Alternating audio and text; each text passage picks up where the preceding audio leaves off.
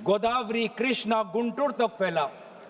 बांग्लादेश उस समय के मैमन सिंह सिटी कॉलेज तक पहुंचा। और यहां तक भी नहीं, बाहर जब जो हमारा तिरंगा ध्वज जब 1907 में पूरे विश्व में प्रकाशित किया तो उस तिरंगा झंडा में भी वंदे मातरम उल्लेखित था। कला के द्वारा भी अवनींद्रनाथ टैगोर उन्होंने एक पेंटिंग एक चित्र इससे प्रेरणा लेते हुए किया। तो कहीं ना कहीं हमारे पूरे स्वतंत्रता संग्राम में कला साहित्य का एक बहुत महत्वपूर्ण भाषा और बहुत महत्वपूर्ण भूमिका रही है। राजनीतिक नारा से जैसे कि कहा गया, राष्ट्र में इसको एक राष्ट्रीय तवज्जो मिलने लगा और इस वंदे मातरम को सिर्फ एक राजनीतिक नारा नहीं, लेकिन राष्ट्र गीत से इसको देखा जाए, ये तवज्जो, ये महत्व अगर कोई किसी राजनीतिक दल ने दिया तो वो कांग्रेस पार्टी। कांग्रेस पार्टी ने जब 1905 का स्वदेशी आंदोलन भी नहीं हुआ, 1896 में कलकत्ता में कांग्रेस के अधिवेशन में गुरुदेव रविंद्रनाथ टैगोर जी ने खुद वंदे मातरम को एक मधुर वाणी में उन्होंने उसका गीत प्रदर्शित किया। और बाद में उन्होंने एक चिट्ठी में लिखा भी पंडित नेहरू को, that the privilege of originally setting the first stanza of Vande Mataram to the tune was mine when the author was still alive.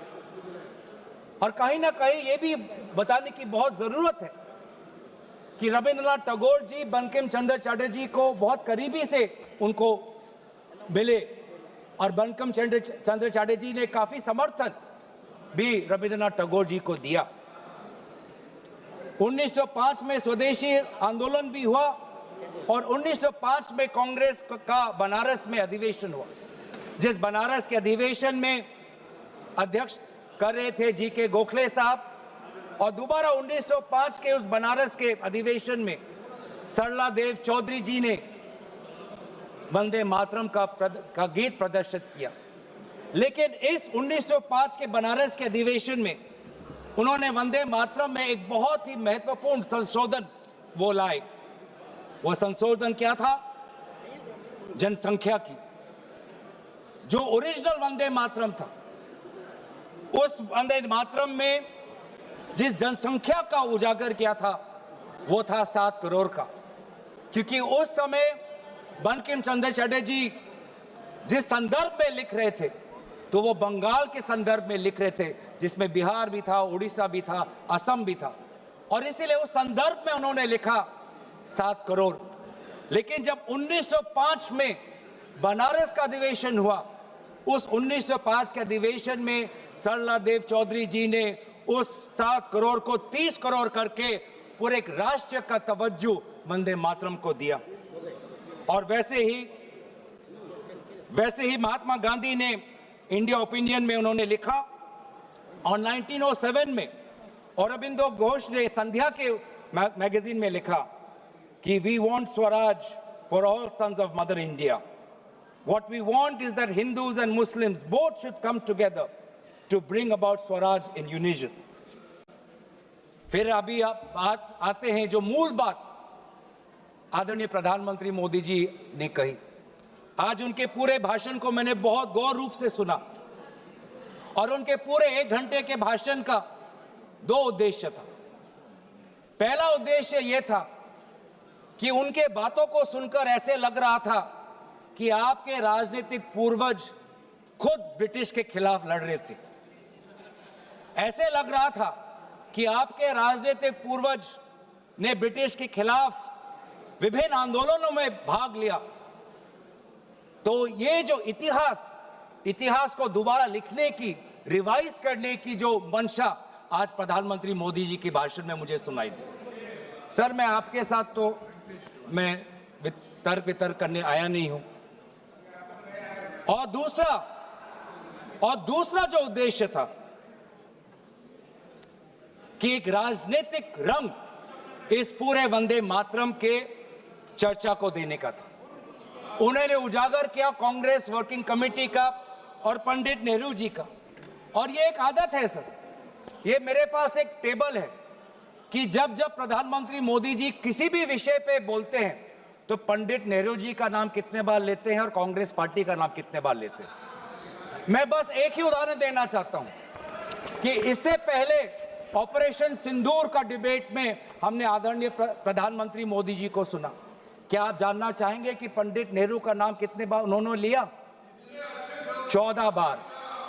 Operation सिंदूर पे 14 बार उन्होंने पंडित नेहरू का नाम लिया। और कांग्रेस पार्टी का कितने बार? 50 बार।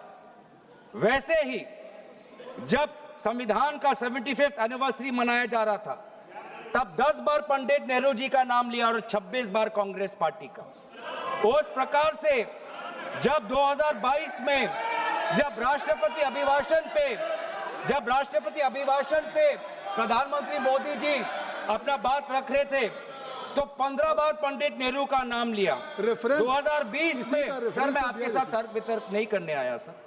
2020 में जब राष्ट्रपति अभिभाषण पर प्रधानमंत्री मोदी जी ने भाषण दिया तो 20 बार पंडित नेहरू का नाम लिया। तो इसीलिए उनका आज दूसरा उद्देश्य तो मैं समझ गया, लेकिन बड़े विनम्रता से मैं आदरणीय प्रधानमंत्री मोदी जी को मैं कहना चाहता हूं और उनके पूरे मैं दल को कहना चाहता हूं और पूरे इनके ढांचे को कहना चाहता हूं, आप चाहे जितना भी कोशिश कर लो, आप पंडित नेहरू जी के जो उनका योगदान था उस पे एक भी काला दाग आप लगाने में सक्षम नहीं होंगे। आप चाहे पूरे कोशिश कर लो, आप एक भी उन पे काला दाग लगाने में आप सफल नहीं होंगे। हाँ, कांग्रेस वर्किंग कमेटी में और उससे पहले मुस्लिम लीग का विद्रोह था।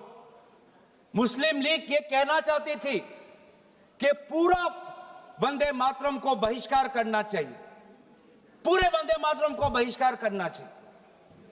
लेकिन मुस्लिम लीग को यह अधिकार कहां से मिला? और क्या मुस्लिम लीग के अनुसार हमारा देश चलेगा? क्या मुस्लिम लीग के अनुसार क्या कांग्रेस पार्टी चलेगी? कतई नहीं। हमारे उस समय के जो हमारे नेता थे मौलाना आजाद साहब, उन्होंने स्वयं कहा कि मुझे वंदे मातरम में कोई भी आपत्ति नहीं है। यह फर्क है कांग्रेस के मौलाना आजाद और मुस्लिम लीग के जिन्ना के बीच में। और उन्होंने लाख कोशिश करने के पश्चात भी, लाख दबाव डालने के पश्चात भी 1937 के कांग्रेस वर्किंग कमेटी में के सेशन में यह निर्णय लिया गया कि जहां पर भी नेशनल गैदरिंग होगी वहां पर हम शुरुआत में वंदे मातरम के पहले 2 पंक्तियों को हम गाएंगे। इस सिद्धांत को मुस्लिम लीग ने बहुत बड़ी इसकी आलोचना की, बहुत बड़ी आलोचना की, और आलोचना हिंदू महासभा ने भी की। ये कभी कभी हिंदू महासभा और मुस्लिम लीग के जो राजनीतिक उद्देश्य है वो एक हो जाते हैं। हिंदू महासभा और मुस्लिम लीगों ने दोनों वंदे मातरम को एक विशेष राजनीतिक रूप से देखा और मुस्लिम लीग और हिंदू महासभा ने दोनों ने कांग्रेस पार्टी की आलोचना की। लेकिन कांग्रेस पार्टी अगर चलेगी तो किसी हिंदू महासभा या किसी मुस्लिम लीग की नहीं, भारत के जो हमारे आबादी है, भारत की जो हमारी जनसंख्या है, भारत में जो वंदे मातरम के जो मूल भाव है उसके साथ मूल भाव।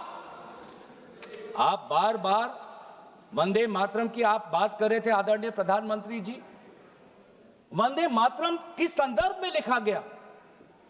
ब्रिटिश के विद्रोह में वंदे मातरम का नारा कब लगाते थे? जब हम ब्रिटिश के अंदर हम खौफ पैदा करना चाहते थे। वंदे मातरम का नारा कब लगाते थे? जब हम ब्रिटिश को बताना चाहते थे कि हम डरेंगे नहीं, हम झुकेंगे नहीं।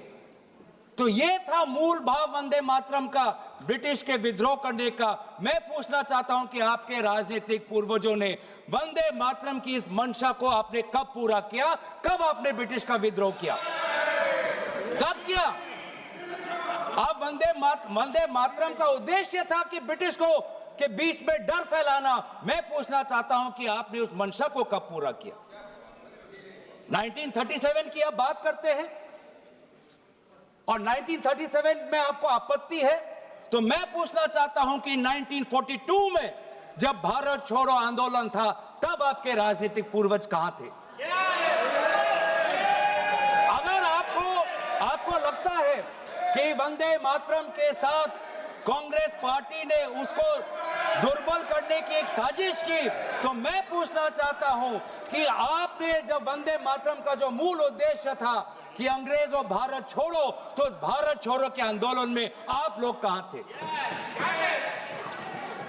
क्या इतिहास गवाह नहीं कि आपके राजनीतिक पूर्वज में उनका नाम नहीं लेना चाहता, कि उन्होंने खुद कहा था कि इस आंदोलन में भाग नहीं लेने का, खुद बोलते थे, दूसरे खुद उन्होंने कहा कि इस आंदोलन में भाग नहीं लेना।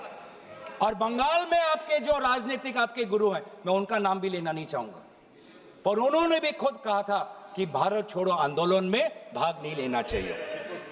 तो आप वंदे मातरम की बात करते हैं, स्वतंत्रता सेनानियों की बात करते हैं, प्रोपेगेंडा करने की कोशिश करते हैं।